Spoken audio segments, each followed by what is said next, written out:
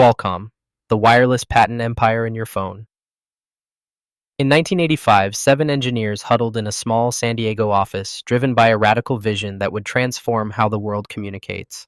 Led by Irwin Jacobs, a former MIT professor turned serial entrepreneur, they founded Qualcomm with just $5 million in funding and a belief that digital technology could revolutionize wireless communication.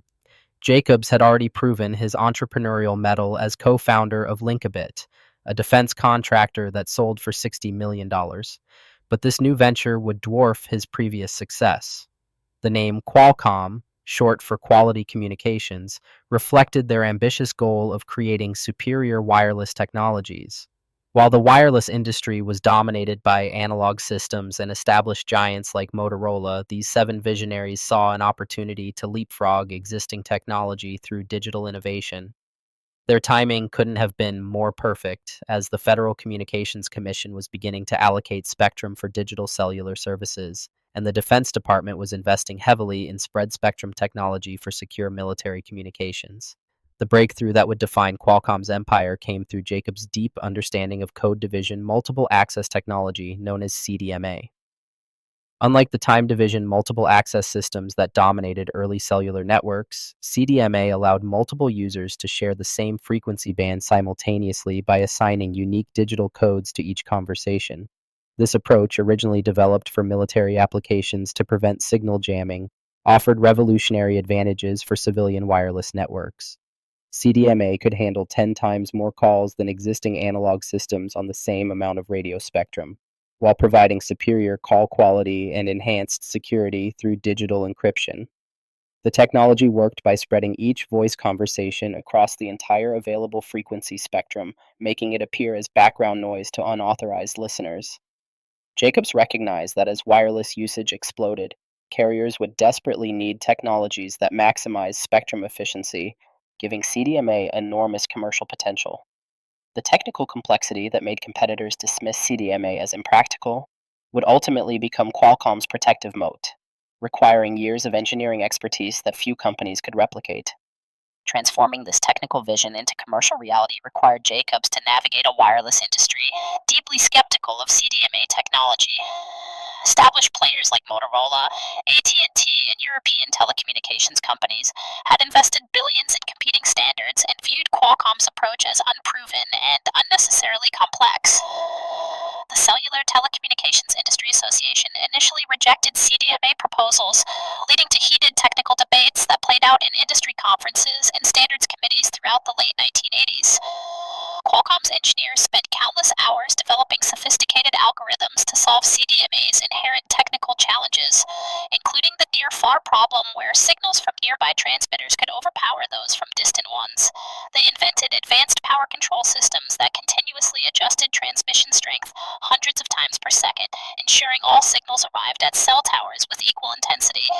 The company also developed rake receivers that could combine multiple signal reflections to improve call quality, and soft handoff technology that maintained connections to multiple cell towers simultaneously. By 1989, Qualcomm had accumulated enough patents around CDMA implementation that they controlled the essential intellectual property needed to deploy the technology commercially. The pivotal moment came in 1989 when Qualcomm staged a dramatic demonstration that would reshape the entire wireless industry. In a packed hotel ballroom in Chicago before an audience of skeptical telecommunications executives, Jacobs orchestrated a live comparison between CDMA and the incumbent TDMA technology. Using identical test conditions and equipment, the demonstration showed CDMA delivering crystal clear voice quality while handling significantly more simultaneous calls than TDMA systems. The audience watched in stunned silence as CDMA maintained perfect call quality even when simulating network congestion that caused competing systems to fail. This single demonstration generated immediate interest from major wireless carriers who were struggling with capacity constraints in their existing networks.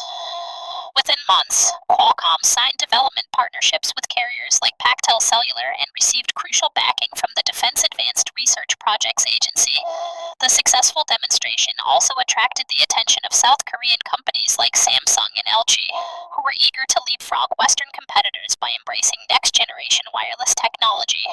Most importantly, the demonstration convinced industry standards bodies to include CDMA as an official option in emerging digital cellular standards. Building on this momentum, Qualcomm developed an ingenious business model that would generate decades of recurring revenue from their CDMA innovations. Rather than simply licensing their patents to competitors, Jacobs positioned Qualcomm as the essential partner for any company wanting to implement CDMA technology. The company offered complete chipset solutions that integrated all the complex signal processing required for CDMA phones, making it easier for handset manufacturers to incorporate the technology. Qualcomm also provided comprehensive reference designs and engineering support, helping partners navigate the intricate technical requirements of CDMA implementation. This approach created multiple revenue streams: upfront licensing fees, ongoing patent royalties on every CDMA device sold, and direct chip sales to manufacturers. The patent royalty structure was particularly lucrative, typically ranging from 3 to 5% of the wholesale price of every CDMA phone, regardless of which company manufactured the actual chips. By bundling essential patents together and requiring manufacturers to license the entire portfolio, Qualcomm made it virtually impossible to build CDMA phones without paying their royalties.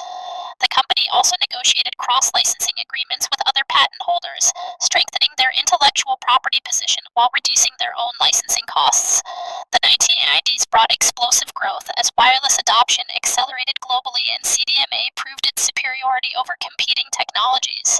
South Korea became Qualcomm's most important early market, with the government selecting CDMA as their national digital wireless standard, and local companies like Samsung embracing the technology enthusiastically.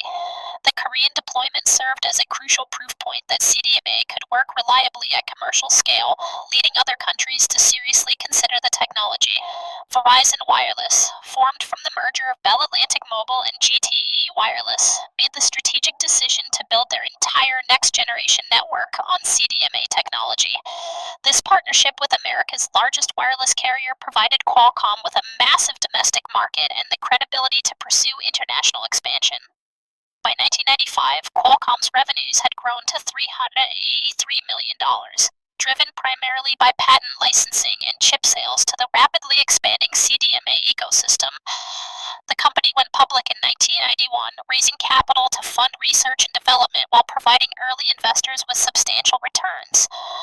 Jacobs reinvested aggressively in next-generation wireless technologies, recognizing that maintaining technological leadership was essential to defending their patent empire against emerging competitors.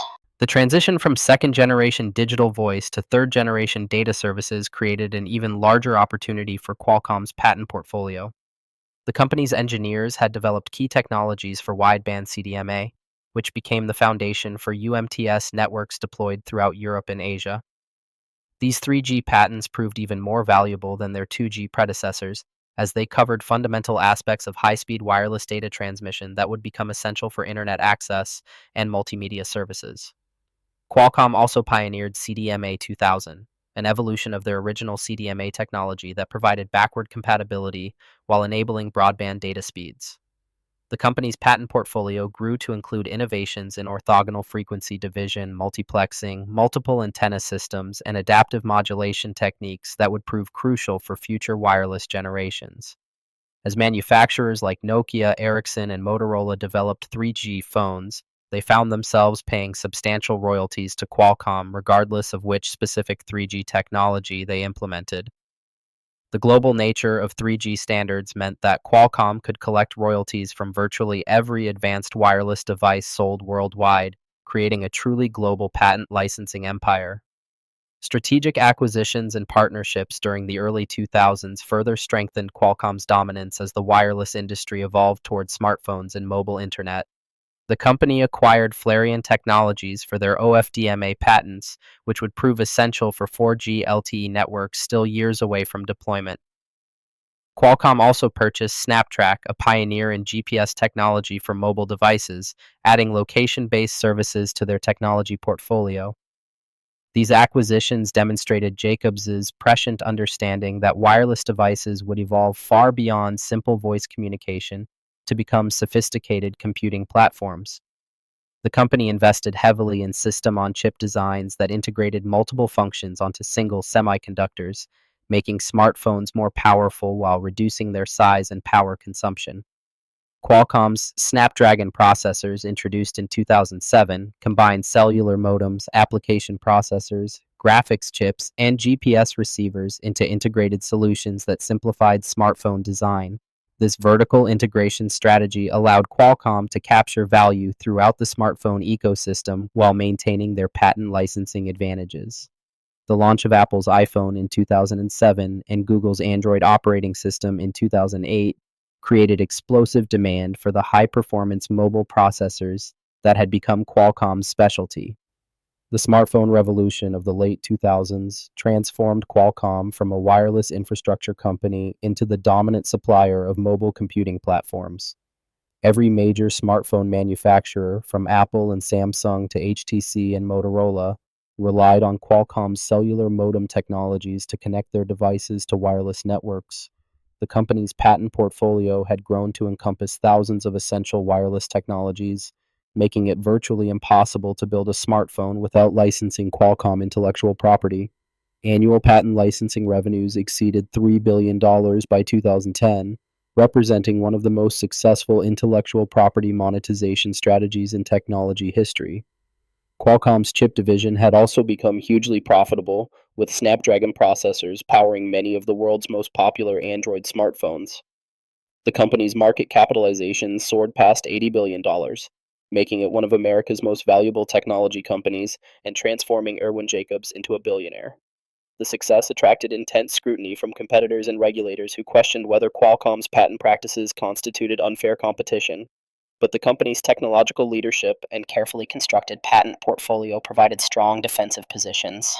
By 2010, 25 years after its founding, Qualcomm had built one of the most formidable patent empires in technology history, with their innovations embedded in billions of wireless devices worldwide. Irwin Jacobs' vision of digital wireless communication had not only transformed how humanity communicates, but created a business model that generates revenue from virtually every smartphone sold globally. The company's success demonstrated how technical innovation, strategic patent development, and careful business model design could create sustainable competitive advantages even in rapidly evolving technology markets.